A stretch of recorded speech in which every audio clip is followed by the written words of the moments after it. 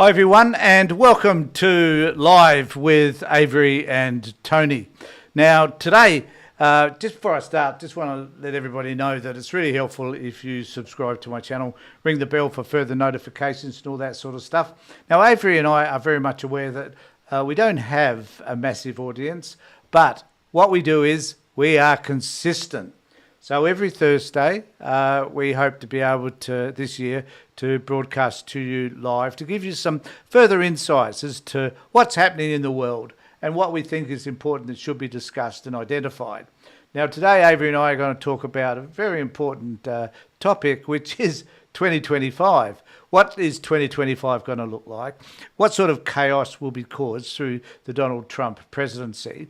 And how we as a country in Australia should possibly respond to said President Trump.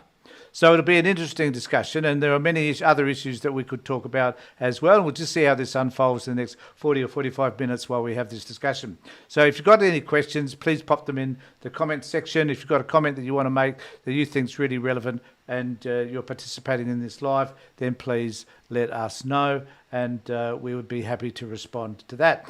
In the meantime, I would welcome my mate, my buddy, my friend, my colleague, none other than Avery, to this particular discussion. Hi, buddy. How's it going? Welcome to 2025. Yeah, welcome to 25 to you as well, Tony. I'm doing fine at the moment. That's Hope good. You are too. Yeah. I'm kind of pretty motivated. I've been popping out a number of videos over the last, since the 1st of January, getting some reasonable responses to those. And I hope that this year, actually, Avery, my goal is to reach 10,000 subscribers. So hoping that our live feed will help us to manifest that particular ideal. So very quickly. Yep. So very quickly, since the last video that we did, I decided I was going to take a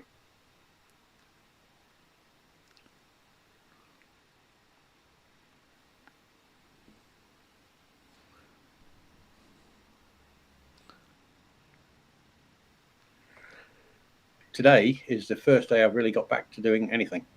Right, I just realised when I put you on that last slide, the audio died out. So I'll rectify that in a moment. I won't be able to put you into single shot. Okay, and I don't know why that was, but the audio did die. So just repeat what you were saying, Avery. I was just saying that since we did that last video last year, after that I decided I was going to take a complete break for a mental health break. I've done nothing to do with the Child Protection Party, nothing to do with my YouTube channels, nothing to do with that other project that I'm working on. And today is my first day back. All right. Well, welcome back. So it isn't like you've put an end to those projects. You just had a bit of a hiatus, did you? Yeah, hiatus, And do you think you've come back feeling a wee bit refreshed? I'd like to say yes, but I was raised not to tell lies. So, okay. Okay. Well, I don't sleep very well. So, like in the past 10 days, I've had maybe 40 hours sleep. Oh my God. I know, because I've known you for a long time, but that's been an ongoing issue for you, hasn't it? About getting enough sleep. It's been for 3 or 4 years now. Yeah, but one of the things that surprises me about you most, I guess, is your resilience around all of that, because you seem to be able to still fire on all cylinders and do all the wonderful things that you do, even though you've failed to have the sleep that most of us would require. Yeah. So it makes you exceptional, Avery. Oh, thank you. Yeah. Well, I think you're exceptional anyway. But okay, so let's launch in. So I was asking you the question, what do you think 2025 will look like? In other words, I'll just recap on that. Are you excited about the possibilities for 2025? Are you fearful of what might happen this year? Do you see it as a sign of change? I think I'm fearful about some things. We've now got a moron just about to be inaugurated as president of the United States, a dangerous con man. He said many a time, you've probably heard it before, rich men don't tell you how rich they are, strong men don't tell you how strong they are, intelligent men don't tell you how intelligent they are, con men do. Right? He's a con man, and he is he's very, very good. His greatest skill is manipulating people, right, and distracting them and things like that. And we want to talk about that. Could you? Um, Okay, you read just on that point though, the fact that he is a con man. Um, what can you explain to me then why you believe that a man who has been able to con 49.8% of the population has been so successful at doing so? because he's able to distract people by playing to their fears. Yep. 49 point whatever percent, 49.8%.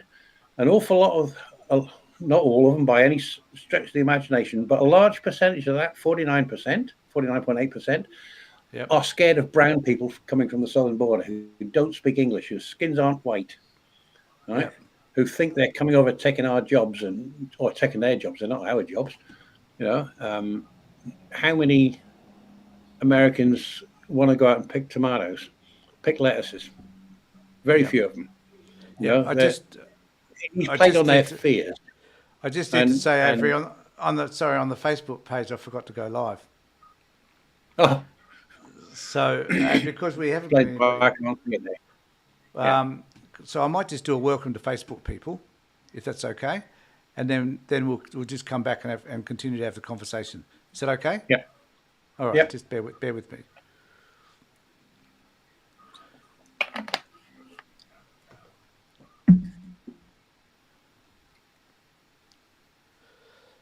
Thanks everybody for being with us. I have gone live. We have gone live on YouTube, but I didn't press the go live button on Facebook. So welcome to the Tony Tongan Show, and I'll just play an introduction so that people know where we're at.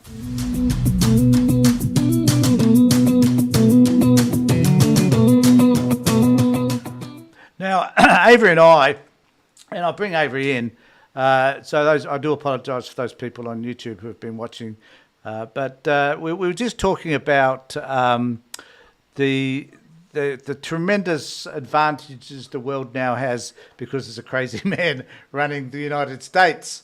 And Avery, you were saying, go on. Oh, yeah. I was saying that he's a master manipulator. It's his greatest skill.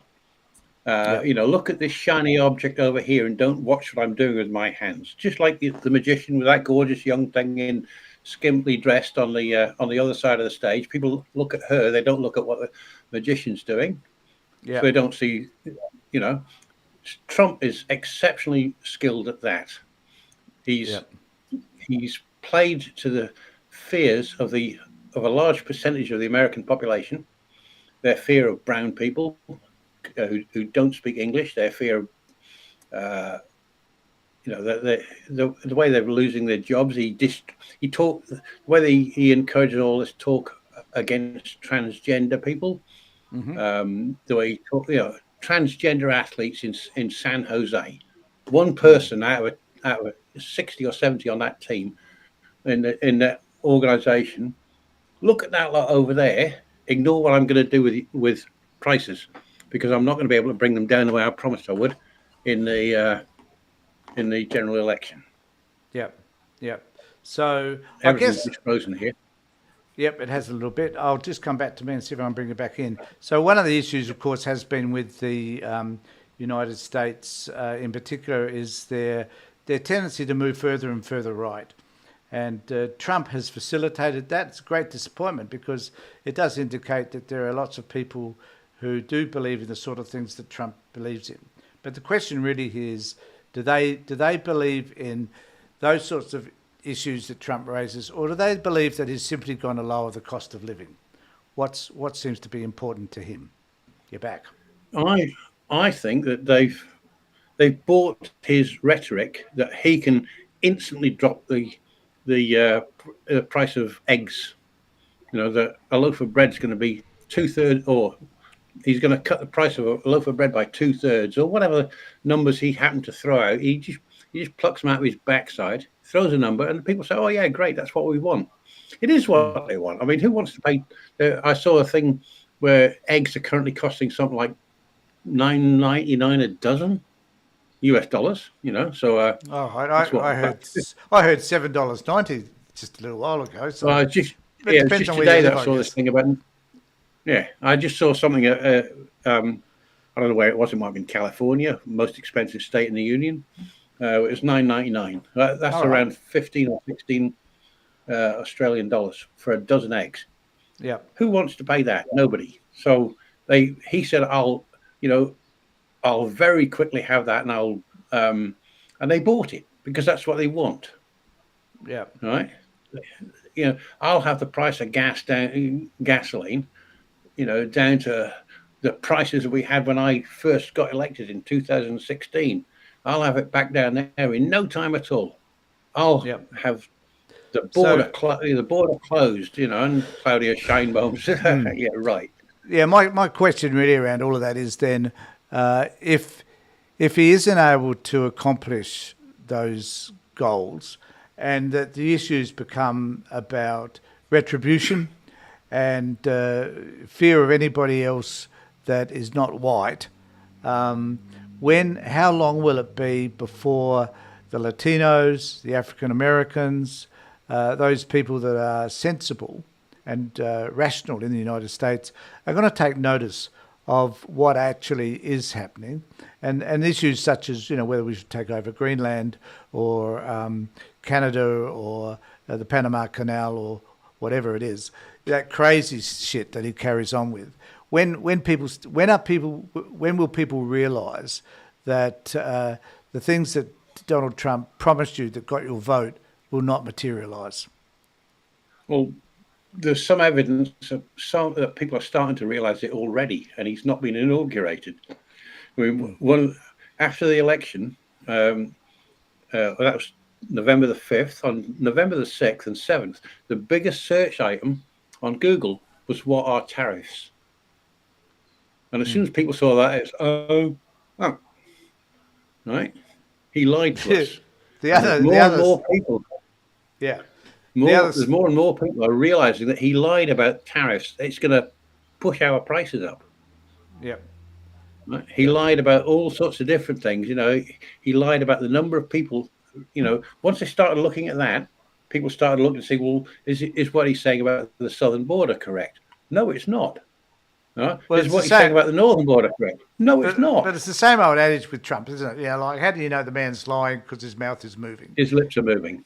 Yeah, Yeah, so so I guess, and one of the other concerns for me is that I just think Americans are stupid, frankly, that they should be so dumb to, like, most of us would recognise when we're being conned, because there are signs, there are tells that a person is not telling yeah, us the truth. We've all encountered those sorts of people.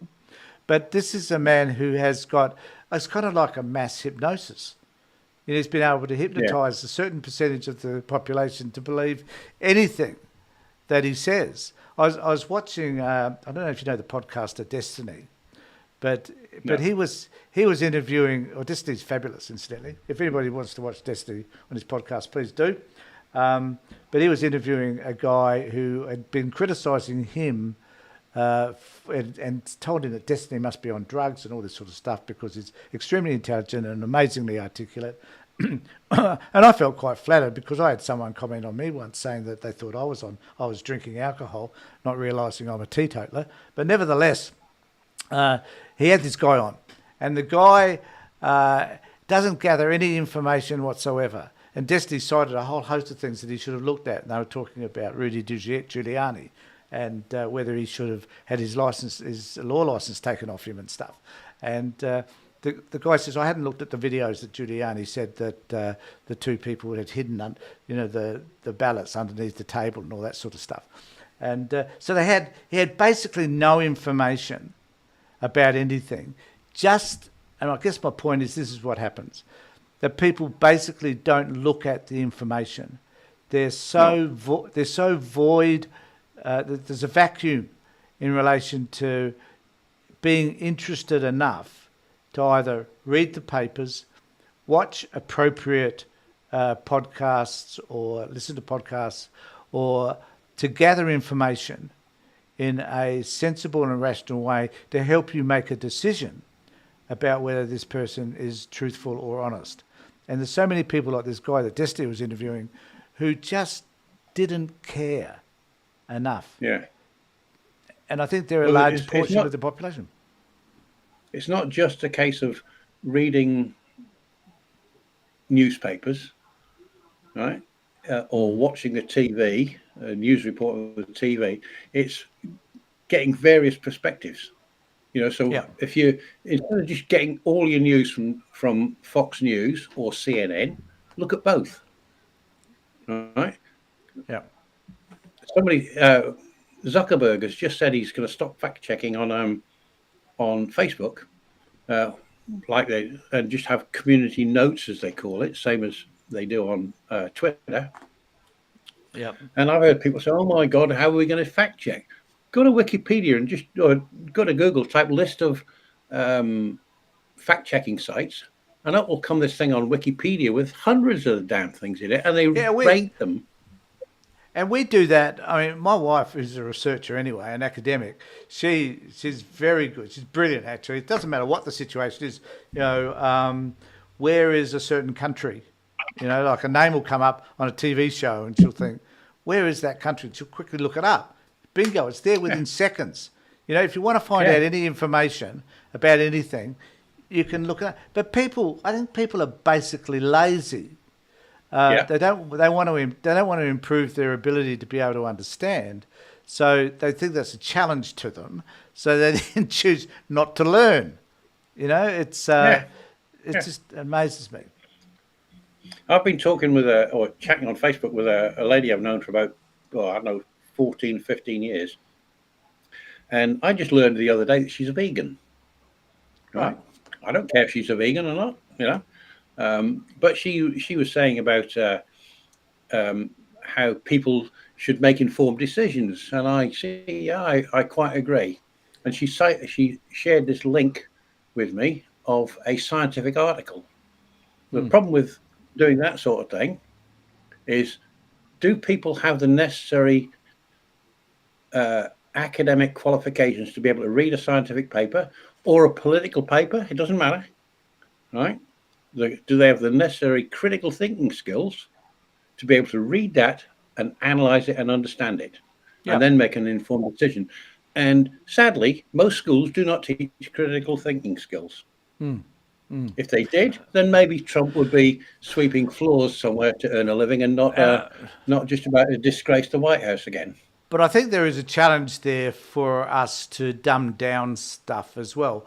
I know when I was at university, I struggled greatly with in-depth uh, political articles, not that weren't necessarily political, but in-depth academic articles that used language that every now and again I had to go to a dictionary or a thesaurus to find out what the hell they were talking about. Yeah, And which is fine if you're studying, that's kind of what you do. But I found the best articles that I ever read were those that were kind of simple in language that we could all understand. yeah, And I think to some extent that's our challenge, is to, yeah, that's one of the reasons why I do the podcasts, is that I want to be able to talk about things that I understand in my own way. I don't try and dumb them down because I'm not probably all that smart anyway, but I want to talk about them in language that I believe others would understand as well, and yeah. raise topics that I think that are important for people to grapple with, you know? But if you want an example of a person who he's hated by an awful lot of people, but he's a great educator, and that's Richard Dawkins, because Yeah. he'll take a complex topic like uh, the theory of evolution, and then he'll put that into terms that a layman can understand. Yeah. Yeah. The way he writes them, he wrote a book called Climbing Mount Improbable, which describes the evolutionary process, and Yeah. it's so simple to understand. Yeah. And you need, if we could do the same sort of thing, well, you got to get people to read them anyway in the first place, and that's another thing. Who wants to read nowadays? I mean, people, Yeah. I do. I read all the time, but everybody wants to sit there in front of the TV, and just Well, absorb whatever they're. they want their 30-second grab, you know? Yeah, they Um, want to be told everything in 10 seconds, 15 seconds, 20 seconds. yeah. Right? They're not prepared. If you're not prepared to spend the time to do a bit of reading from a variety of sources, then you're going to get taken by a con man like Donald Trump. And I guess they now talk about in the United States about low information people and low information voters, and it's somehow there's got to be and he sort of to Trump's credit, he did tap into those low information voters by using podcasts and TikTok and social media generally where those people were contacting those so-called low information voters. So and I think there's lots of lessons for all of us to learn. I did notice the other day that, and I posted this post up on my last post on my YouTube channel. So I suggest people look at it if you can, because it looked at some things that Dutton was doing in relation to his use of Instagram so that he could get some of his policies out there. And he cited 5 particular policies.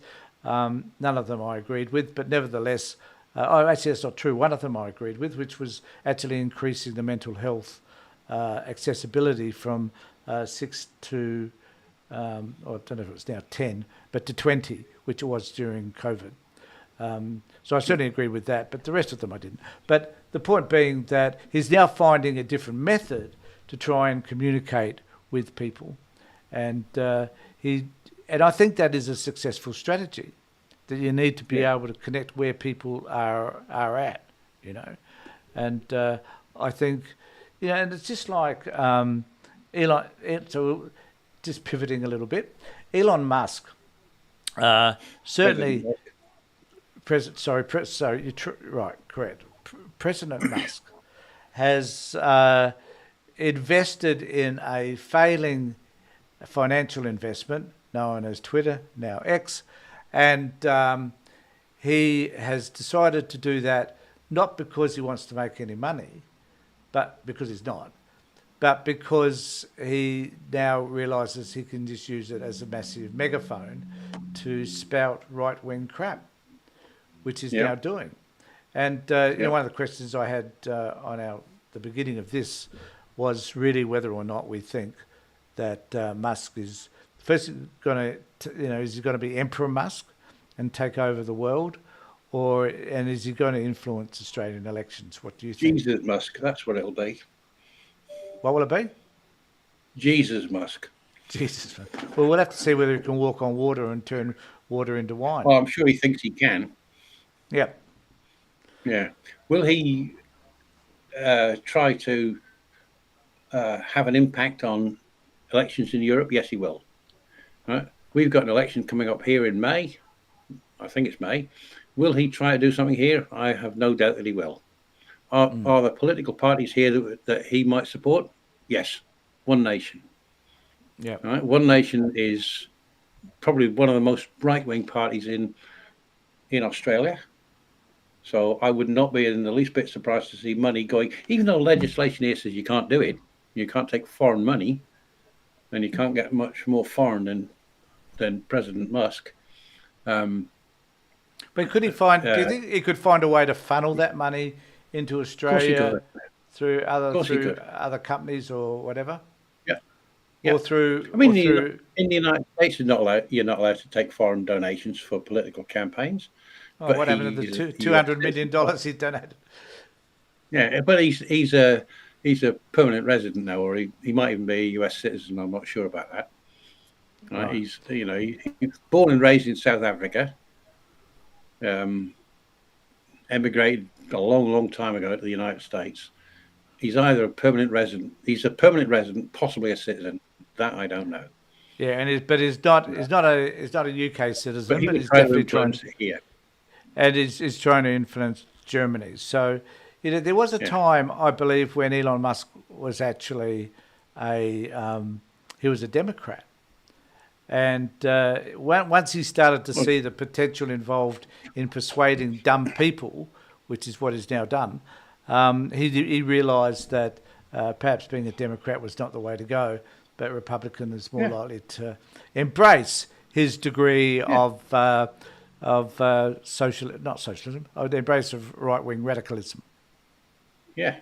Well, you got President Musk. His vice president Trump was was once a Democrat. He supported Clinton, Hillary That's right. Clinton. He's Yep. quite a few years ago. I think he donated to the Bill Clinton campaign. Right? He around about 1978 or 80. He said in an interview that if he ever ran for president, he'd run as a Republican because they're stupid and they would vote for him. You can sell them anything. Yeah, well, he's not wrong. You He's know? proved that right, in fact. Yeah, he's And proved that I right guess, twice. I guess the other thing too is that we need to acknowledge that he doesn't have to spend money on promoting the right wing agenda in Australia. He can simply change his algorithm, manipulate Yeah, his algorithm, so that only right wing propaganda spread by people like One Nation, Babbitt and those other crazies in the Senate, yeah, see whether or not they can, whether that will influence, and yeah, that could be enough.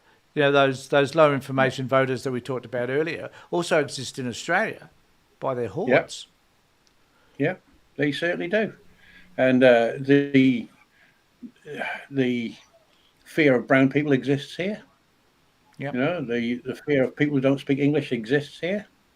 yep, And yeah, it would be a minor job for President Musk to tweak that algorithm to promote the the one nation rhetoric, maybe the Clive Palmer rhetoric. yep. Anything that's on the far right, it wouldn't take much of an effort on his side, on Musk's side, to tweak the algorithm to promote that and push back on the what do you call it? Relegate the left wing viewpoints So into obscurity. one of the key issues that I've seen being promoted, or not promoted so much as being discussed on left wing media and podcasts in particular, is how do you combat that?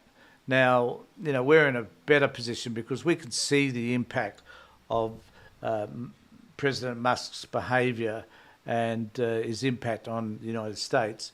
And, I don't know whether Australians are all that different from, I like to think we are, but, and culturally we're different, I think.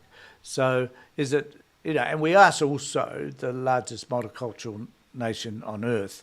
So are we likely to learn lessons from what has happened overseas, and maybe find a ways to limit the impact that someone like Musk might have, just in the same way that we've sort of attempted, and may fail, to limit the age of consent and to use the use of social media in Australia as well.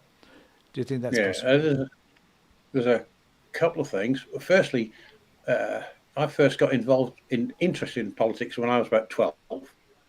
And in all that time, one of the things I've noticed that most people vote against their own self-interest. So they'll hear something, say, yeah, I like the sound of that. They don't realize, they don't think about it. And they say, well, that's how I'm going to vote. All right. Yep. Yep. So low information Yep. and what do they call it? A confirmation bias. I want this. Can he they don't say it themselves. Can he actually do that? Can that Yep. person actually do what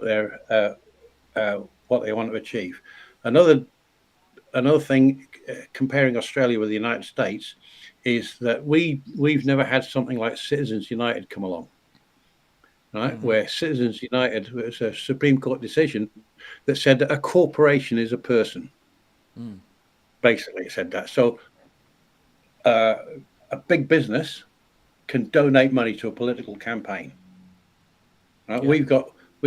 We've got campaign finance legislation here that they don't have in the United States. Yep.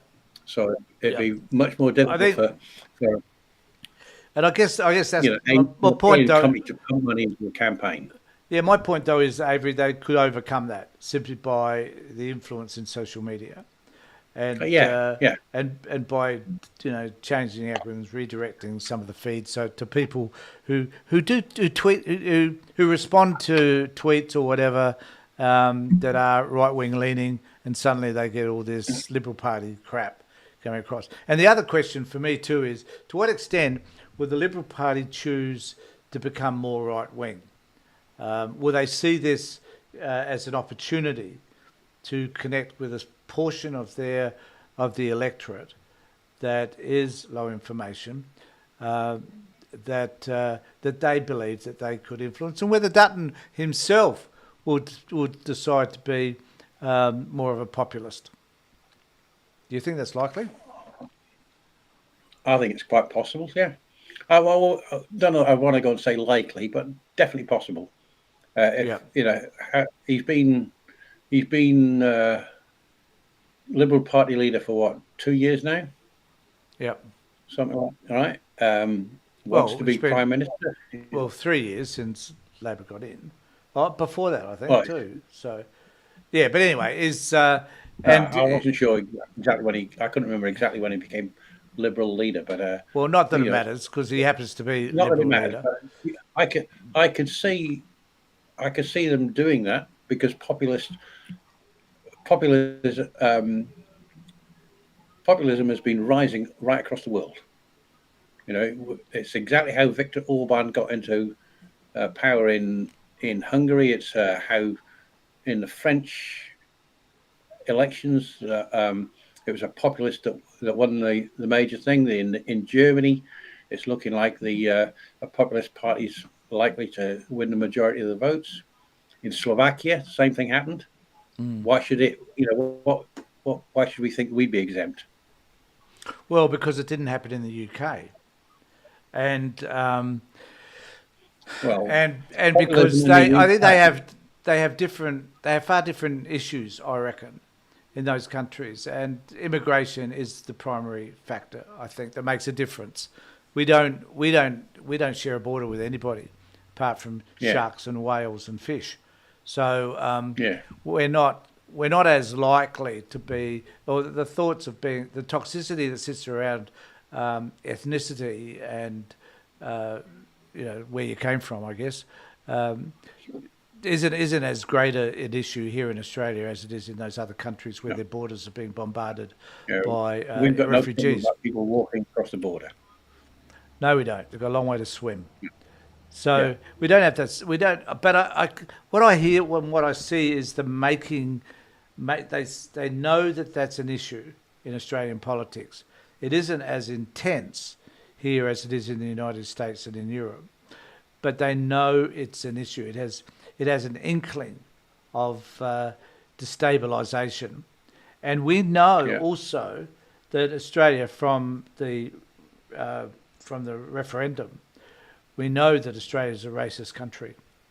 yeah, So, to what extent will they grasp that, try and make that an issue, because there are elements of this community that do believe that unless you're white, you're not as superior, you're yeah, inferior. So, yeah. and how do we combat that sort of stuff? And I think we in Australia have at least the opportunity, because we're so multicultural, to be able to find ways to push back against all of that Well, as well. I mean, a difference that I see between the United States and Australia is we tend to celebrate our multiculturalism. They don't. Mm. I mean, Oh, that's a good point. Yeah, there's as many people there's people from every country on this planet live in the United States. There's people from every country on this planet live in Australia. We celebrate that fact. They don't. we do. We do. You That's a know, great point, I reckon. American exceptionalism. If you're not American, you're not great. Well, You're something lesser.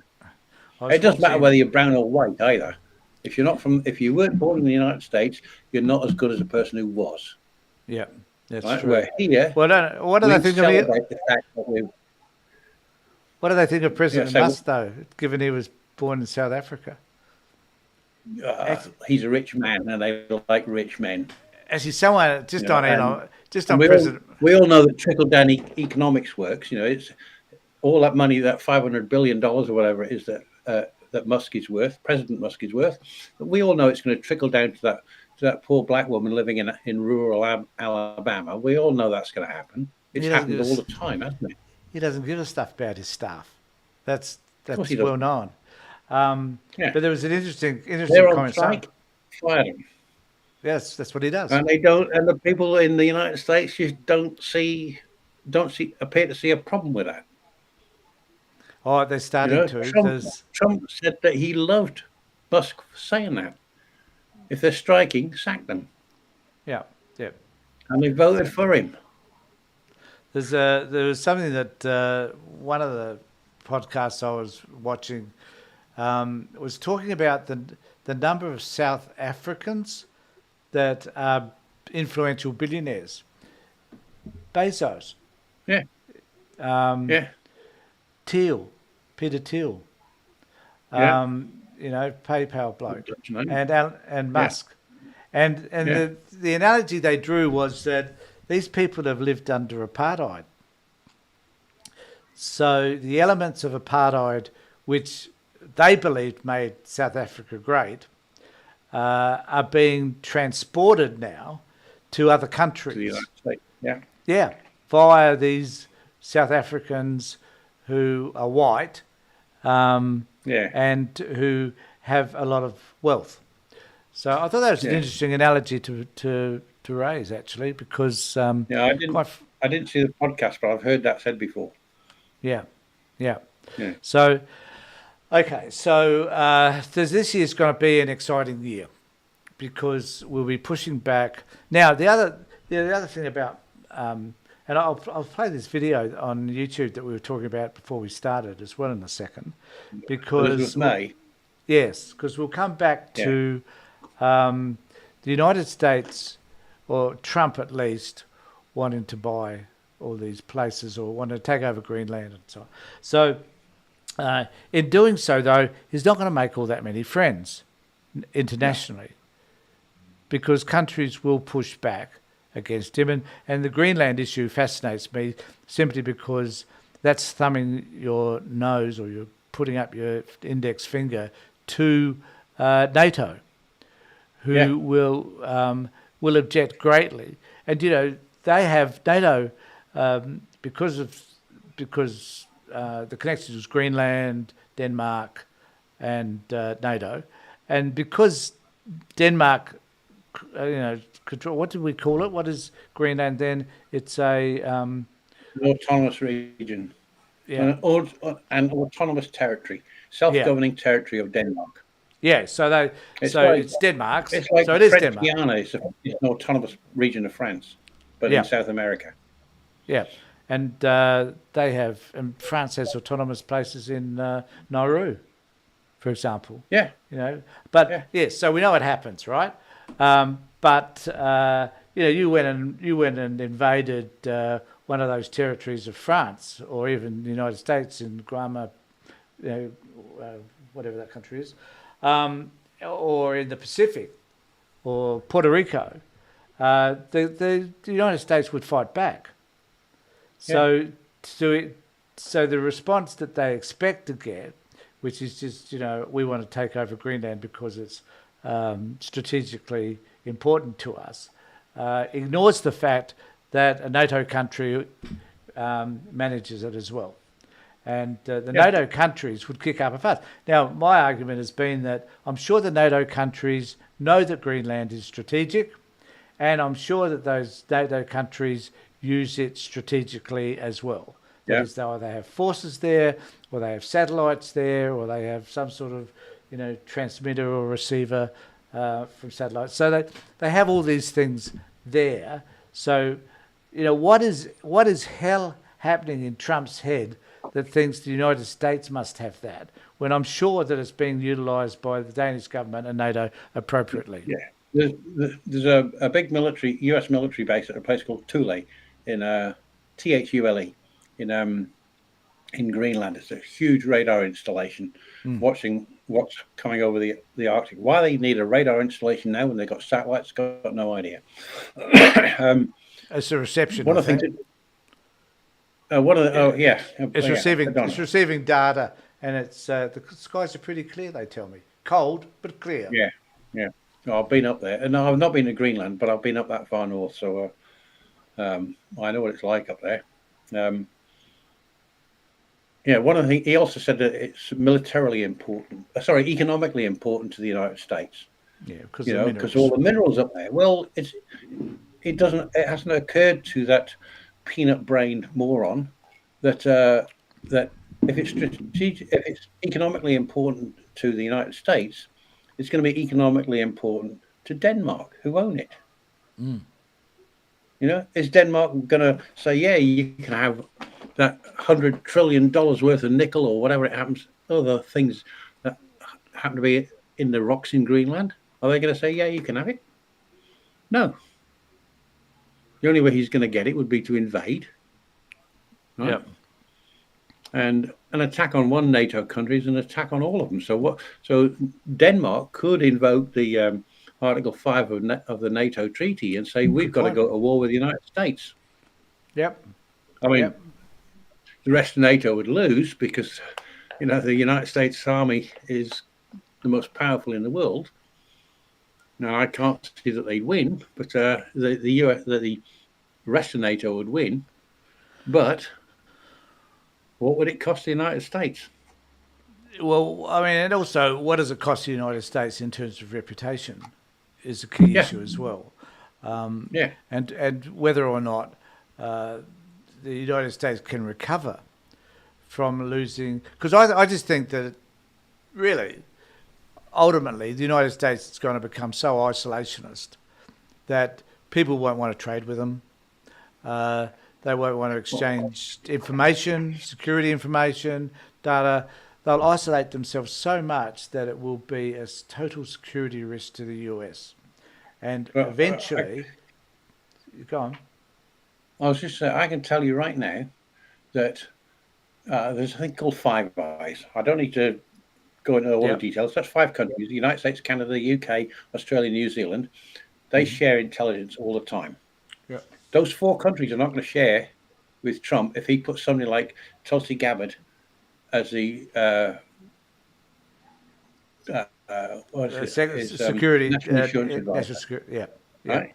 If he puts Pete Hegseth if he gets him as the leader of the Pentagon, we're going to stop sharing it with him because it's too dangerous, too risky, Yeah. right? Yeah. There's another thing called ITAR, the International Trade Traffic, International Trade and Arms Regulations, and that is even more tightly controlled than the Five Eyes stuff, Yeah. right? And we're not going to do anything with that.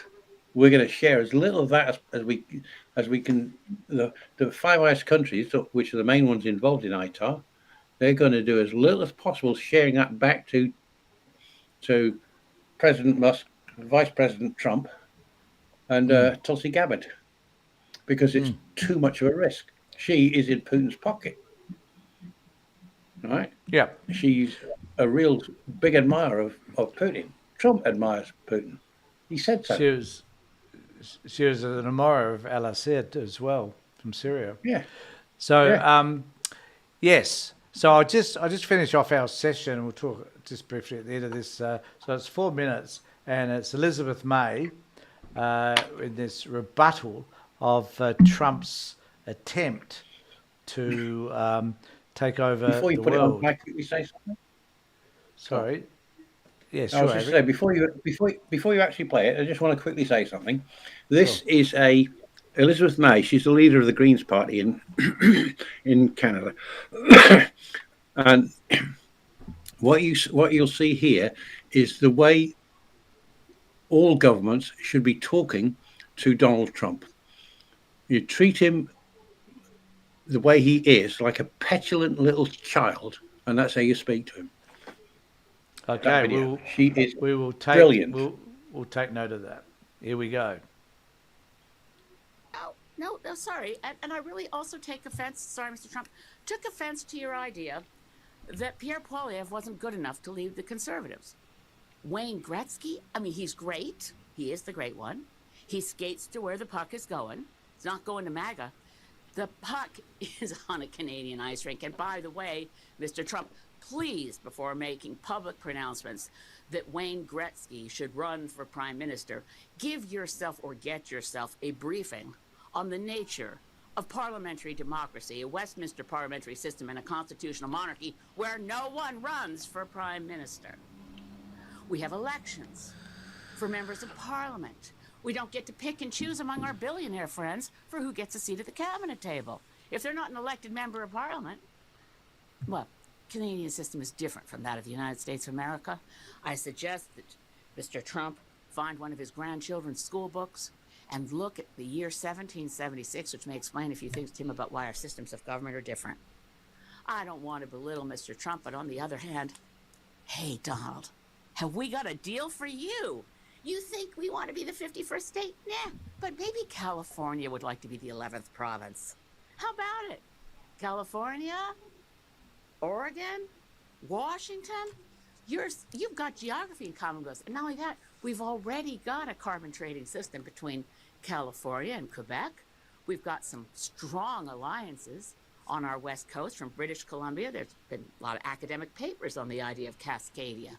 So California, Governor Newsom, and Washington State, Jay Inslee, and newly elected Governor of Oregon, Tina Kotek. How about it? Want to put a referendum to your citizens? Because this is what you deal. Have we got a deal for you? This is what you get. Free health care. Universal free health care. No more one-year-olds who suddenly fall off the Medicaid list and their parents are in the news because they're trying to do a GoFundMe so they can get their daughter to a doctor. Universal free health care. And guess what? Those gun laws that your Congress is too afraid to pass because of the national gun lobby, we already got our strict gun laws. That's why we have the safest streets around the world, or at least in the United States, by the way, the most recent stats, 5.9 out of every 100,000 people is killed in a fatal gun incident versus 0.88 per 100,000 in Canada. That's because we have strict gun laws. California citizens, Oregon, Washington, safer streets. Here we already have good gun laws, and women have a right to an abortion under our universal health care system. But, we don't have to stop there. Donald, think about it. You could get rid of all these states that always vote Democrat. You know what else will take Bernie Sanders off your hands? Proud new Canadian citizen of the great province of Vermont. Vermont, New Hampshire, Maine. We'd love to see you. Our maritime provinces already have deep, deep links and ties. Well, enough kidding around. But honestly, President Trump, get used to it. Canada is a sovereign nation full of, guess what, proud Canadians. We're not jingoistic. We don't boast a lot. That's one of the things we kind of have in common with Jimmy Carter. We're not a big nation for braggarts and bullies. We actually like to think we're of service in the world. We could do better, can always do better. But we love our country. And it's a country. It's a nation. And we do not aspire to be 51st state. So let's not hear that anymore. If it was a joke, it was never funny. And it ends now. Right, so that was good. She's good value, isn't she? Yeah, it's excellent. So I think that's sort of, you're right, Avery. That's sort of the tone I think that we all should start having towards someone like Donald Trump, and basically tell him to get effed, I reckon. Yeah. So you treat him like the petulant, spoiled little bratty child that he is. Absolutely. He's a 78-year-old toddler. He is. Okay. Look, thanks, Avery, again. And I'm hoping that we could do it again just to build some consistency into that this next Thursday. Next Thursday, 3 o'clock, time. Australian Central Summertime, actually. Yeah. And one final thing. I was thinking about this earlier before we spoke. And that was, it's in California, they're suffering the worst fires they've had in decades, if ever. Horrific stuff, actually, what's happening in the US there. And so that's on the western seaboard. On the eastern seaboard, it's snowing like never before. Yeah. And I think there's something epic about the contradictions that sit just in the weather in the United States. And there's a strong message in terms of the diversity that is the United States.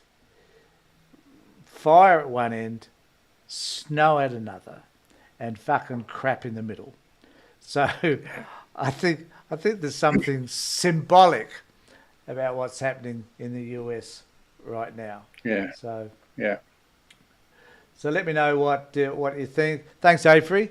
I'll catch you in just a moment. Thanks, everybody, for joining us in this particular wonderful session. And I do appreciate Avery spending the time with me. And if you've got comments, please make them in the comment section below. We'll pick up on them later on. If you're watching this later on Facebook, please do the same.